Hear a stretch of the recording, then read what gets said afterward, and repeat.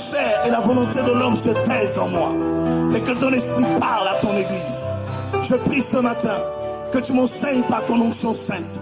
Renouvelle mon intelligence intérieure et extérieure. Je prie que tu parfasses les expressions de ma langue, afin qu'aucun iota ne soit ajouté ou ni retranché de ce que tu me communiques pour ton église. Je prie ce matin que tous mes droits d'onction prophétique bibliquement établis me soient reconnus. Préserve-moi de toute imitation de ton onction sainte. Accomplis au moins les œuvres de ta grâce. Je me soumets à ta volonté et que toute la gloire te revienne dans le nom inégalable et merveilleux de le Seigneur Jésus-Christ. Quelqu'un dit très fort Amen.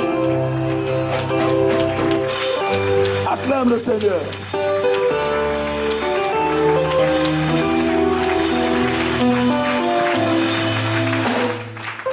On se met debout, lève la Bible avec moi. Quelqu'un prend sa Bible, on se tient debout. Qui a amené sa Bible ce matin? On ne vient pas dans la maison de Dieu sans sa Bible. Présente bien ta Bible. Dis à la personne qui est à côté de toi que la joie du Seigneur soit ta force. Soulève ta Bible avec moi. Répète-le. Je crois que la Bible est la parole de Dieu. J'ai ce qu'elle dit que j'ai. Je suis ce qu'elle dit que je suis. Je fais ce qu'elle dit que je fais. Je deviens ce qu'elle dit que je deviens. Ce matin, j'écoute la parole de Dieu. Elle transforme mon cœur, ma pensée, mon intelligence. Je suis une nouvelle personne. Je possède l'héritage de la gloire et de la richesse de la parole de Dieu. Au nom de Jésus-Christ. Amen. Acclame le Seigneur.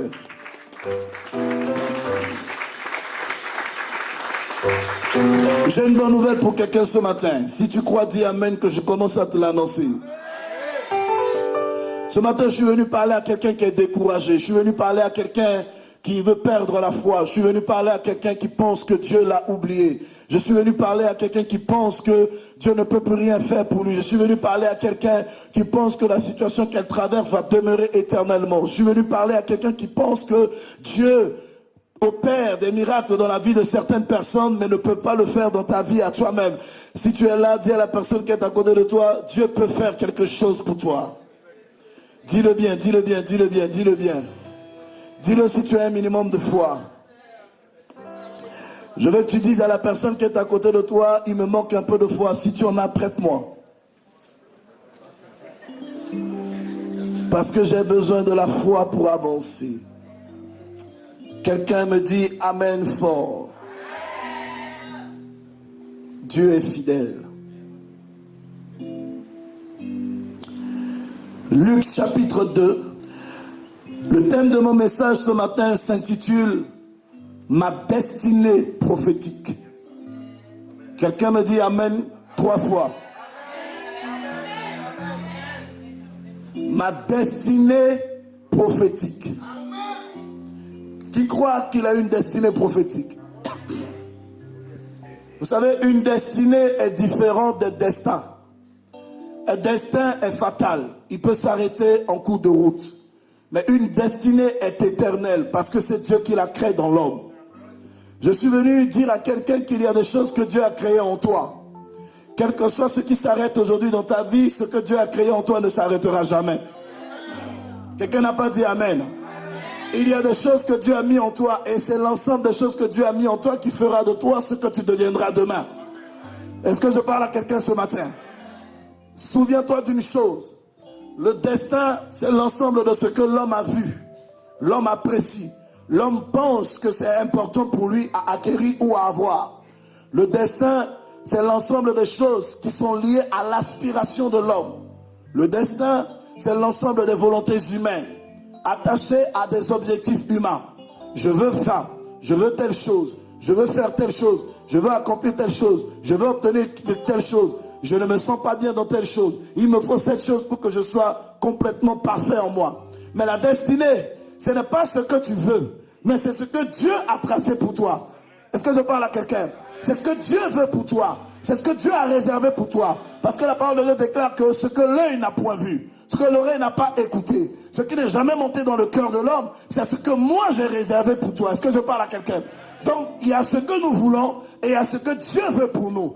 Et ce que je veux que tu comprennes ce matin, c'est quoi? Il y a des choses que tu peux faire par toi-même, ça peut marcher. À un moment donné, c'est ce que Dieu voudra qui va marcher dans ta vie. Et j'ai le plaisir de te dire que la volonté de Dieu s'accomplira dans ta vie. Que ta famille le croit ou ne le croit pas, elle s'accomplira. Que ta famille l'accepte ou ne l'accepte pas, elle s'accomplira. Que la société l'accepte ou ne l'accepte pas, elle s'accomplira. Parce que tu es né pour marquer ta génération. Parce que tu es né pour marquer ton temps. Parce que tu es né pour marquer ta saison. Et je viens prophétiser sur ta vie ce matin. Ta saison va arriver. Que ta famille l'accepte ou ne l'accepte pas, tu réussiras. Oh, si tu me dis amen, la grâce de la réussite arrive dans ta vie. La vie est une question de conditionnement. Dis-moi, révèle que je révèle. Écoute, quand on prend un produit pour pouvoir le vendre dans un supermarché, on conditionne le produit, on le met dans un emballage, une étiquette qui permette de refléter la beauté du produit. Est-ce que je parle à quelqu'un? La destinée est une question de conditionnement. Il y a des choses qui ne vont jamais s'accomplir dans ta vie si Dieu ne t'a pas préparé par avance. Et c'est de ça que je veux te parler. Luc chapitre 2, à partir du verset 12. La Bible dit: et ceci sera pour vous un signe. Vous trouverez un nouveau-né emmailloté et couché dans une crèche. Et ceci sera pour vous un signe. Vous trouverez un nouveau-né emmailloté et couché dans une crèche.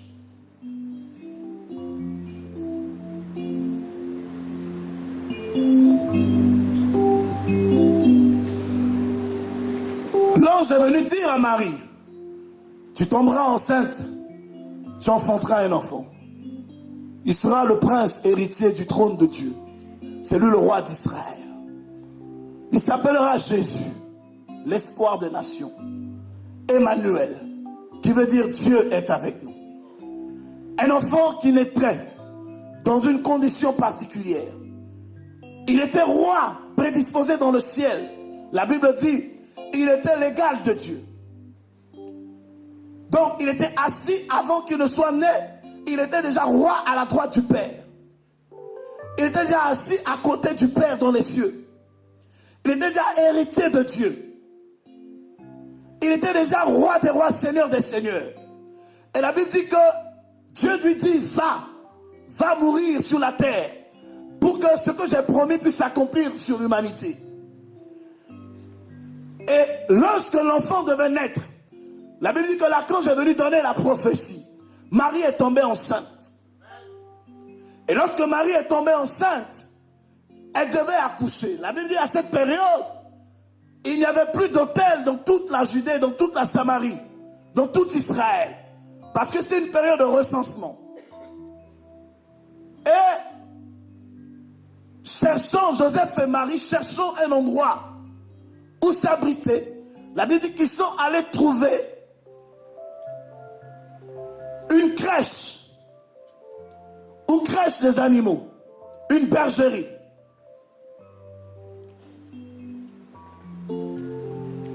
Et ils sont allés se loger là. Et quand ils sont allés se loger dans cette crèche, la Bible déclare que l'enfant est né dans cette crèche.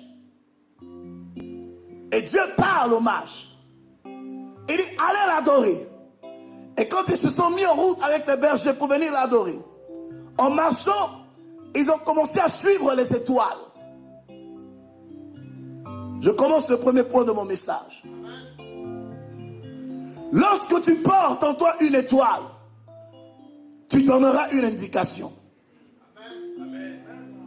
Quand tu as une destinée, lorsque tu portes en toi une destinée, tu attires à toi du monde. Quelle que soit la position dans laquelle tu es, ta destinée sera comme une étoile. Et parce que ta destinée sera comme une étoile, Dieu permettra que tous ceux qui portent en eux un trésor puissent regarder l'étoile et identifier ta position. La Bible dit que les mages étaient des magiciens. C'était des enchanteurs, des adorateurs des faux dieux. Mais comme tout adorateur de faux Dieu sait qu'il y a un vrai Dieu. Parce que tout ce qui adore le faux finira un jour par adorer le vrai.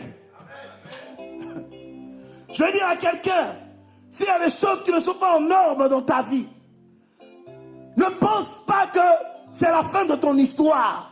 Parce que tout ce qui n'est pas aujourd'hui vrai dans ta vie, demain sera meilleur.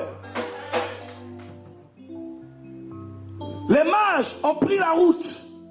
Ils sont partis pour adorer le Seigneur. Avec leurs trésors, leurs richesses, leur argent, leur encens, leur parfum de valeur. Ils sont allés pour adorer le Seigneur.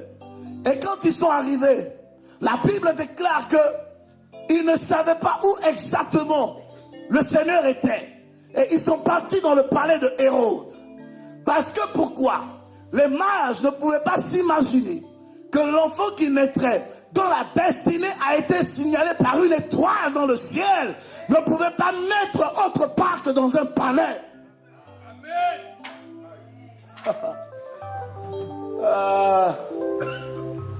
Souvent dans la vie, on regarde des choses avec les yeux de l'homme. On apprécie selon les regards de l'homme. Mais Dieu a son regard sur chaque situation de la vie. Est-ce que je parle à quelqu'un? Souvent dans la vie, il y a des choses qu'on ne veut pas accepter, qu'on ne veut pas comprendre. Mais Dieu a son regard sur la situation. Quand les mages ont vu l'étoile, ils ont pensé que c'était dans le palais que Jésus devait se trouver. Mais ils se sont trompés. Parce que la façon de voir des hommes est différente de la manière de voir de Dieu. Et je veux dire à quelqu'un ce matin, si les hommes te voient petit, ne sois jamais petit dans ta tête. Parce que Dieu ne te voit pas petit, Dieu te voit grand. Si les hommes n'ont pas de considération pour toi, ce n'est pas important. Ce que les hommes pensent ou voient de ta personne n'est pas le plus important. C'est ce que Dieu voit et pense de toi qui est le plus important. Amen. Les hommes t'apprécieront en fonction de ce que tu fais pour eux. Mais Dieu t'appréciera en fonction de comment tu te disposes pour lui. Oh. Et bien au-delà de comment tu te disposes, Dieu t'aime tel que tu es. Avant même que tu le viennes à lui, il t'avait déjà appelé. Il a dit à Jérémie, je te connaissais. Avant même que tu ne sois dans le ventre de ta mère, je t'avais déjà consacré. Donc le Seigneur n'attend pas forcément que tu fasses quelque chose pour lui, pour qu'il fasse quelque chose pour toi en retour. Et il y a des choses aujourd'hui que, tant que vous ne comprenez pas dans la vie, si vous ne comprenez pas la manière de fonctionner du Seigneur, vous allez vous faire du mal dans tout ce que vous allez faire, dans vos décisions, dans vos choix, dans votre vie de tous les jours. Et vous risquerez d'aller de compromission en compromission et faire en sorte que même ce que Dieu a prévu pour vous, vous n'entriez pas dedans. Le plus important dans la vie, tu peux voir une étoile, mais il faut suivre la bonne direction de l'étoile. Le plus important dans la vie, ce n'est pas ce que les hommes pensent ou comment ils pensent. C'est qu'est-ce qu'à ce moment précis, Dieu pense de ma vie. Chaque chose que tu fais, tu vas te poser la question, j'ai raison au nom de mes émotions, de mes sentiments. Mais est-ce que Dieu me donne raison dans mon choix? Est-ce que je parle à quelqu'un? Parce que il est plus difficile pour un homme. Il est facile pour un homme de faire plusieurs choix. Mais il lui est difficile de rattraper une destinée qu'il a ratée.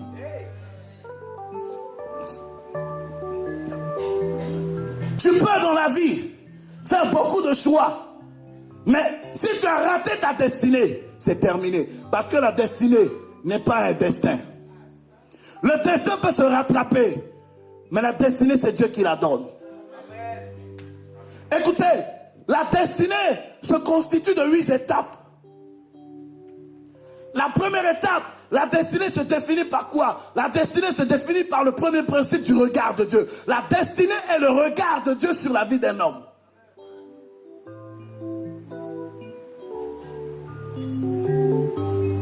La destinée est le regard de Dieu sur l'homme. Quel est le regard de Dieu sur ta vie? Aujourd'hui, on cherche plus le regard des hommes. Mais on ne veut pas apprécier le regard de Dieu. Et on s'étonne que notre vie ne va pas là où ça doit aller. Celui qui marche en suivant sa propre voie et en désobéissant à la volonté de Dieu doit savoir une chose. Un moment viendra, quel que soit ce que tu as pu penser, Dieu va te confondre. Est-ce que je parle à quelqu'un? Le plus important dans la vie, ce n'est pas ce que tu ressens qui est important. C'est qu'est-ce que Dieu veut de ma vie. Quel regard Dieu a sur ma vie. La destinée. Numéro 2. Première, destinée, regard de Dieu. Deuxième, la destinée est la pensée de Dieu. La Bible dit que les voies de l'homme sont tortueuses. Elles sont complexes. Mais seuls les desseins de l'Éternel s'accomplissent.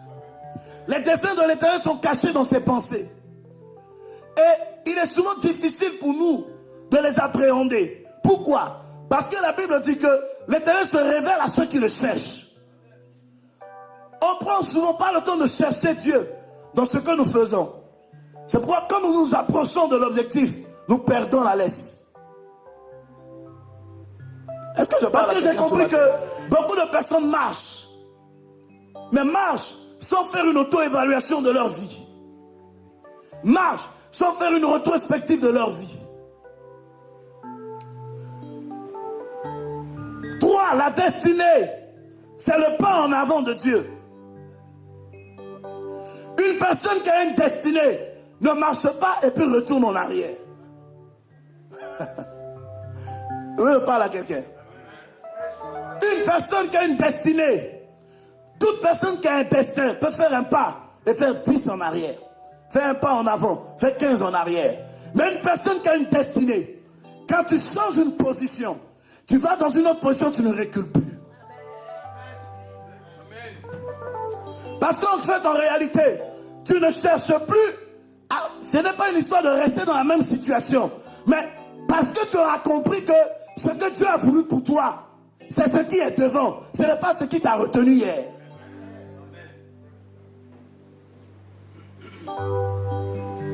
Dans la vie, si vous voulez réussir, apprenez à vous débarrasser des liens du passé. Personne ne peut bâtir l'avenir avec les sentiments du passé dans son cœur et ça réussit. Parce que le passé viendra toujours te rappeler que tu n'es pas encore au point avec toi. Le passé viendra toujours te rappeler que tu ne mérites pas, tu ne vaux pas. Tout ce qui viendra te dire tu ne mérites pas, tu ne vaux pas, ne pas de Dieu, vient du diable. C'est le passé qui s'accroche. Le passé s'accrochera toujours à ta destinée pour t'empêcher de voir ce que Dieu veut que tu voies. Et c'est l'erreur de beaucoup de personnes, de beaucoup de chrétiens. Ils marchent, mais ils ont de la peine à laisser Dieu leur montrer ce qui est réel pour eux.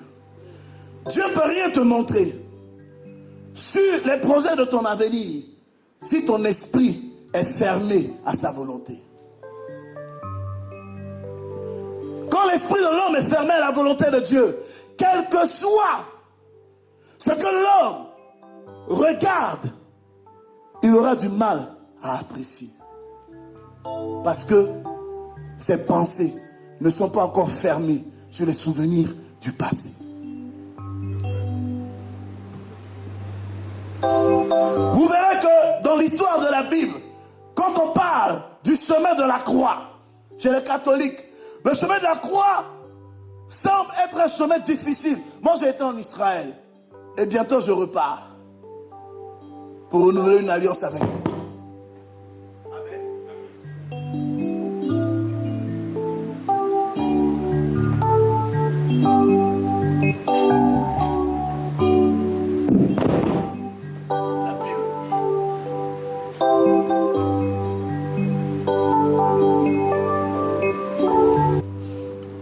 Chemin où le chemin est zigzag, comme ça.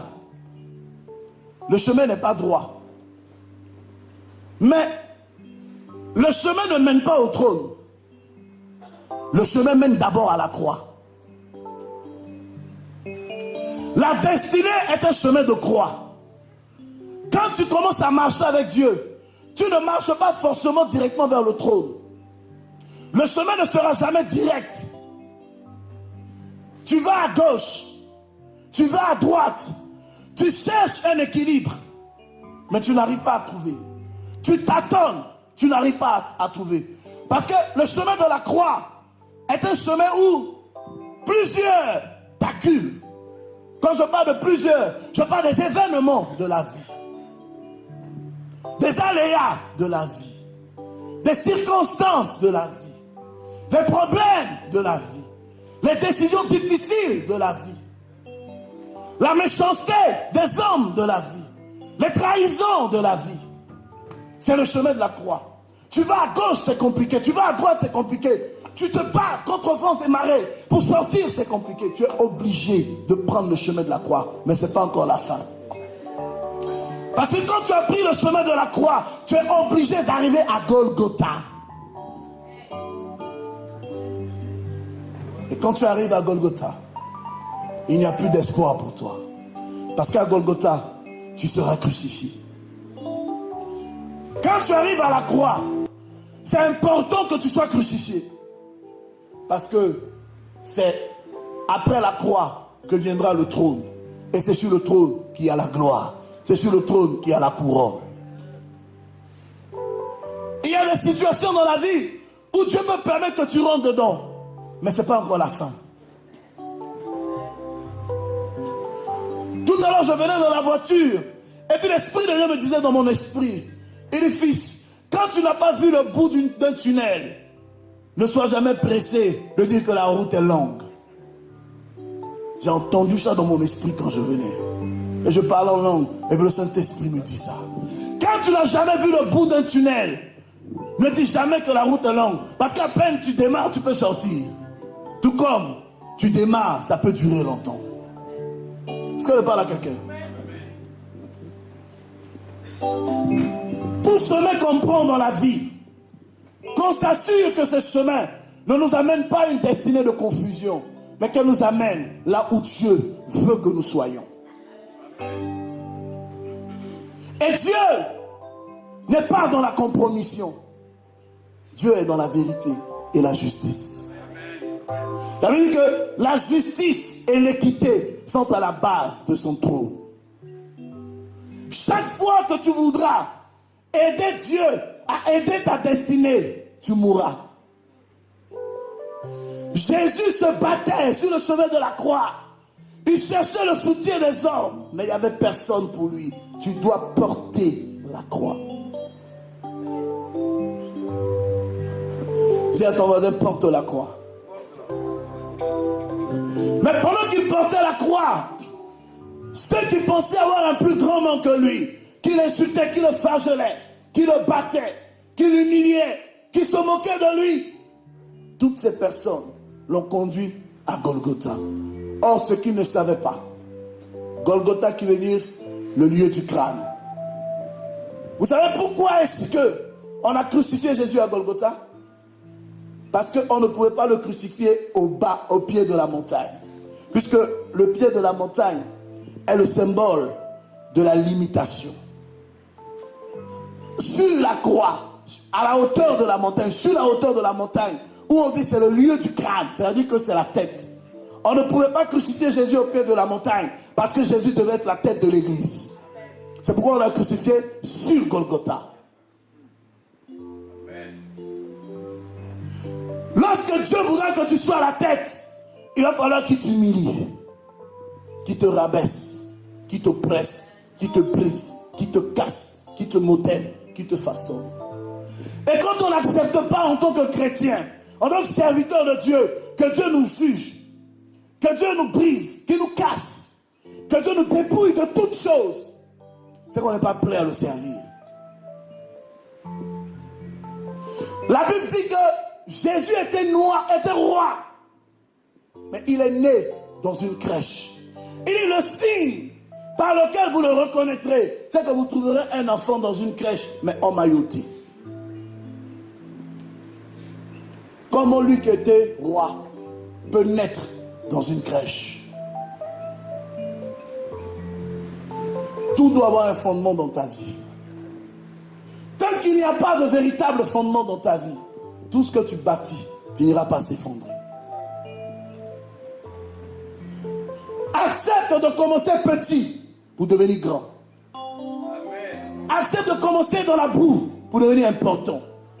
Accepte aujourd'hui que les gens t'humilient, que les gens te rabaissent pour que demain tu sois élevé, justifié aux yeux des hommes par Dieu.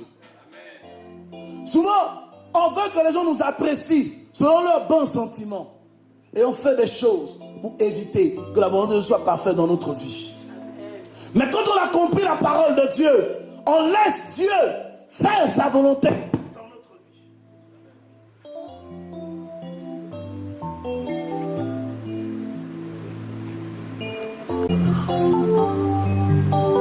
La vie des pasteurs n'est pas facile. Tu peux avoir l'argent, tu peux avoir le matériel, tu peux avoir tout avoir, mais tu n'es pas à l'abri des ruses de l'ennemi. Alléluia. La vie des pasteurs, c'est pas facile. Mais le métier le plus noble de la vie, c'est aussi être un pasteur. Parce que si je n'étais pas pasteur, je n'aurais pas eu de raison de vivre sur la terre, malgré mes défauts. Est-ce que je parle à quelqu'un? Parce que le commencement et la fin de toute une histoire, c'est Dieu. Tu as beau monter haut, tu as beau descendre haut, Dieu va te rattraper. Alléluia.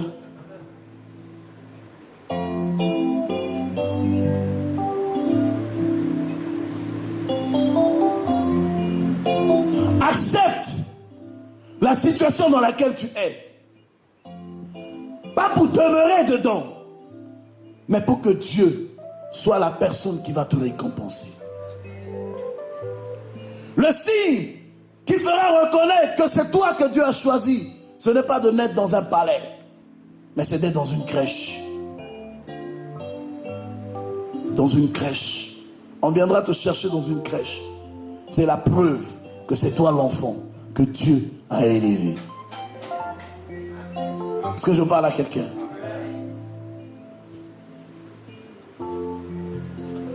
Lorsque Dieu parle, je m'en vais terminer. Il se tient derrière sa parole pour l'accomplir. Mais tant que la parole ne s'est pas faite chair avec l'homme, la parole ne s'accomplira jamais.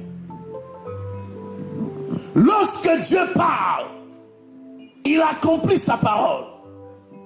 Personne ne peut empêcher la parole de Dieu de s'accomplir. Quand Dieu a parlé, que l'homme monte, qu'il descende, ça s'accomplira. Que l'homme croit, ne croit pas, ça s'accomplira. Il y a une chose que nous devons apprendre, savoir se rendre à l'évidence de nos erreurs. Parce que lorsqu'on comprend que seule la volonté de Dieu doit s'accomplir dans notre vie, tôt ou tard, dès l'instant où on a été chrétien une fois dans notre vie, c'est de comprendre qu'on ne doit pas entrer dans les bénédictions de Dieu avec du regret dans notre cœur. Parce que Dieu peut te bénir et puis tu regrettes un certain nombre de choses. Pourquoi? Parce que tu aurais lutté avec la volonté de Dieu. Et comme Dieu t'aurait forcé à accepter sa volonté, à la dernière minute, sa volonté serait accomplie. Et tu aurais eu le regret du fait de ne pas laisser sa volonté plutôt s'accomplir dans ta vie que d'insister. Est-ce que je parle à quelqu'un? Quelles que soient les erreurs de ta vie, la situation dans laquelle tu es, il faut savoir que Dieu ne t'a pas oublié. Aujourd'hui, c'est dur pour toi, c'est une évidence, c'est une réalité, mais ce n'est pas la vérité. Les réalités de ta vie ne seront jamais les vérités de ta destinée. Aujourd'hui, tu n'as rien, mais demain, tu seras quelqu'un. Aujourd'hui, tu n'es rien, on ne te respecte pas, on ne te considère pas, on te méprise, mais demain, Dieu va essuyer tes larmes. Est-ce que je parle à quelqu'un? Le signe par lequel la destinée va te localiser, ce n'est pas le fait de te retrouver dans une position où tu es satisfait toi-même de tes envies. Non. Mais c'est d'être là où Dieu veut que tu sois, afin qu'il te prépare et qu'il fasse de toi le sujet de sa grâce. Je vous donne la troisième définition de la destinée. Et puis nous allons... La quatrième. Et puis nous allons passer à autre chose. Et dimanche prochain, je donnerai les 4 autres. La destinée. Hein? On entendra la vidéo au Canada. La destinée est le passé de Dieu. La destinée est le passé de Dieu. La destinée, c'est ce que Dieu a déjà fait. Et lui l'a dépassé. Que nous traversons. Est-ce que je parle à quelqu'un? La destinée, c'est le passé de Dieu. Et Dieu lui a fait des choses. Nous marchons derrière ces choses. Nous traversons ces choses et nous les accomplissons. Parce que le problème avec l'homme, c'est qu'il veut toujours prendre le devant des choses. Et puis laisser Dieu derrière. Et il échoue. Je vais vous expliquer une histoire. Viens, fils. Regardez cet homme. Supposons qu'il est Dieu. Et puis, je suis derrière lui. Marche. Essaie de contourner tout ce qui est obstacle. Fais comme s'il y a des obstacles ici. Essaie de contourner. Tu vois? Essaie de contourner. Je vais vous illustrer une image pour que vous compreniez bien ce que je suis en train de faire. Supposons que ça, ce soit un obstacle qui l'empêche d'avancer. Supposons, donnez-moi des objets. Supposons que ça, ce soit un obstacle qui l'empêche d'avancer. Si tu dois passer par là pour atteindre Oscar, qu'est-ce que tu vas faire? Si ton chemin passe par là, qu'est-ce que tu fais? Tu contournes comme ça. Après, tu fais quoi encore? Tu contournes comme ça. Après, tu fais quoi encore? Tu avances tout droit. Pendant qu'il marchait, moi je suis derrière lui, je le suis. Donc c'est lui qui mène les marches, c'est lui qui mène les pas. Si tu laisses Dieu marcher devant toi, les obstacles qui sont devant toi ne t'arrêteront pas. Parce que Dieu va les voir, il va les localiser, il va les dépasser, il va les contourner et toi tu vas avancer. Oh, je suis en train de parler à quelqu'un ce matin. Est-ce que je suis en train de parler à quelqu'un ce matin? Dieu regarde les problèmes de ta vie, il va les contourner, il va les dépasser et toi tu vas les traverser. Je suis en train de parler à quelqu'un ce matin. Tu les dépasseras, tu dépasseras tes problèmes, tu dépasseras ta situation. Oh, est-ce que les propriétaires de cette parole sont dans la salle? Quand c'est Dieu qui marche devant, toi qui es derrière, tu marches avec sérénité, tu marches avec confiance, tu marches avec certitude. Quel que soit ce qui est devant, ça ne t'arrêtera pas parce que c'est Dieu qui trace le chemin, c'est Dieu qui montre le chemin et tu ne mourras pas dans le piège de tes aînés.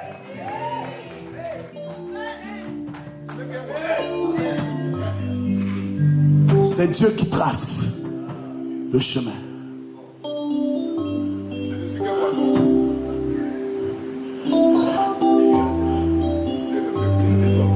C'est Dieu qui pilote. Va à gauche, tu vas à gauche. Mais tu ne comprends pas pourquoi il va à gauche. Toi tu es derrière, tu ne vois pas. Mais lui il est devant, il voit. Tu ne comprends pas, mais lui il comprend. Je suis en train de dire à quelqu'un, 2016 tu n'échoueras pas. Tout ce que l'ennemi avait prévu dans le monde spirituel pour t'enterrer, Dieu va ôter ça sur ton chemin. Tout ce que l'ennemi avait réservé pour t'enterrer, pour t'enfoncer, pour te détruire, Dieu va enlever ça sur ton chemin.